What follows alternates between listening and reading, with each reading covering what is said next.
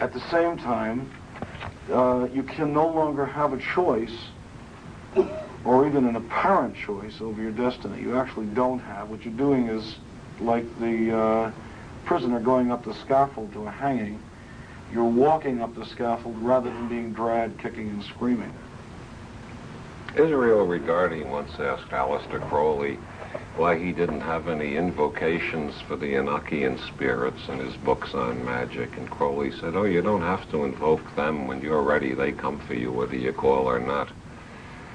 It is very much like the story about these people from Utopia, which is the ideal human condition, the ideal human society where the divinity within each is manifest, the Adam Kadmon of the Kabbalists.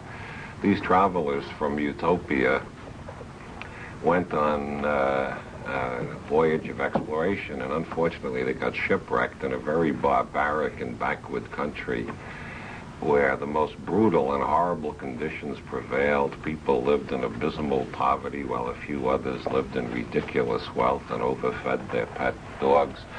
And there was continuous crime. Everybody was afraid to go out of the door after dark, and all the politicians were corrupt.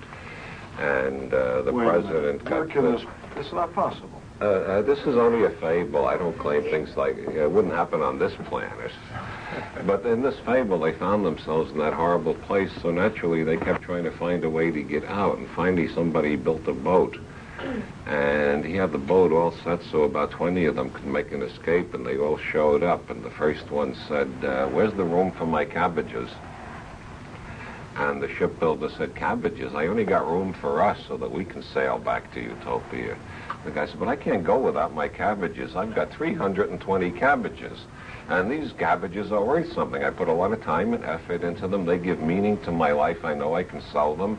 I know there are people, the cabbages are where it's at as far as I'm concerned. I'm not getting on that boat without my cabbages." And the shipbuilder said, "Well, okay, you can stay here then because there's just no room for cabbages." And this guy walked away saddened, but he just couldn't leave his cabbages behind. And the next guy came up and said, "What an idiot, what a fool, what a primus schmuckus that guy was. He couldn't leave his cabbages behind. It's incredible, chance to go to Utopia and get out of this hellhole. And he wouldn't leave his cabbages. Boy, what? I can't believe in such stupidity. Where's the place for me to store my money?" And the shipbuilder says, "We don't have any place to store money." And the guy says, "What the hell kind of a ship is this? Who do you think is going to sail with you? I'm not going without my money." And the shipbuilder says, "You remember, you don't need money in Utopia." And the guy says, "I heard a legend like that, but it's been so long since I've been there, I don't know whether it's true anymore, and I'm certainly not going without my money."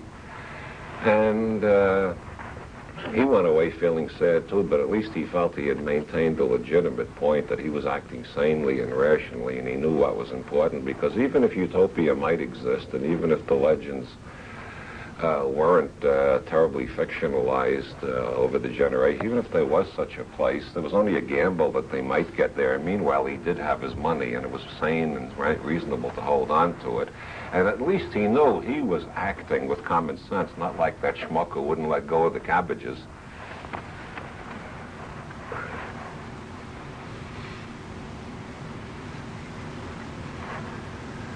We do know people like that who won't let go of cabbages. Money is different.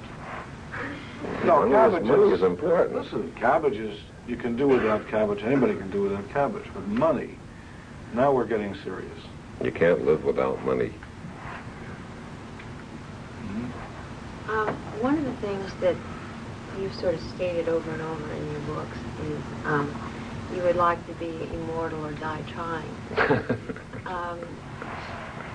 Aside from that, I said one of the themes that keeps coming through Mr. Wilson's book is that he wants to be immortal, or he would die trying. And aside from being really facetious or metaphorical, how do you really intend to do that? I mean, seriously.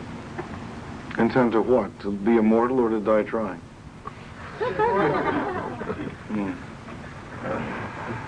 There's two different activities. Well, as an ethnomethodologist,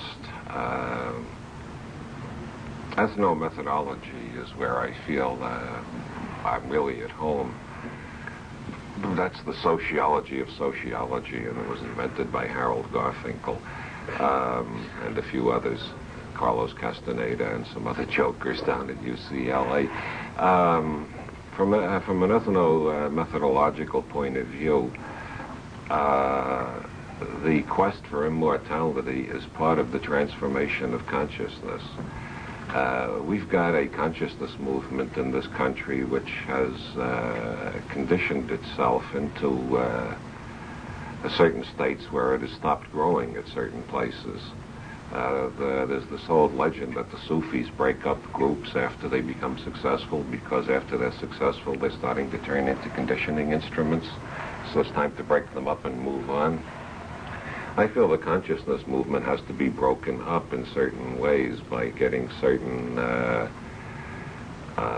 new stimuli that break up associations of ideas, creating dissociations of ideas. And one of the big things in the consciousness movement is preparing for death. Now, it just so happens that with the kind of research on longevity that's going on now, getting people prepared for indefinitely extended life is just as valid. And it's more shocking because everybody's being told, prepare for death, prepare for death. If you start telling them prepare for life, it's a shock and it makes them think. So as an ethnomethodologist, I am very keen.